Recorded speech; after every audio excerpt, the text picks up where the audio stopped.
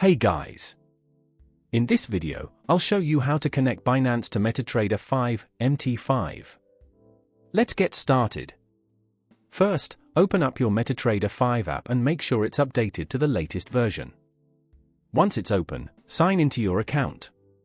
Now, tap the plus symbol icon in the top right corner. Then tap the search icon at the top of the screen. In the search bar, type BTC. If Binance is supported in your region, it should show up in the results. Just tap it. From there, log in using your Binance credentials and you're connected. If you don't see Binance in the list, that likely means it's not available in your country or region. Also note that MetaTrader may show broker options that aren't regulated where you live, so keep that in mind. But if it does appear, tap it, connect your account, and you're good to go. That's how to connect Binance to MetaTrader 5.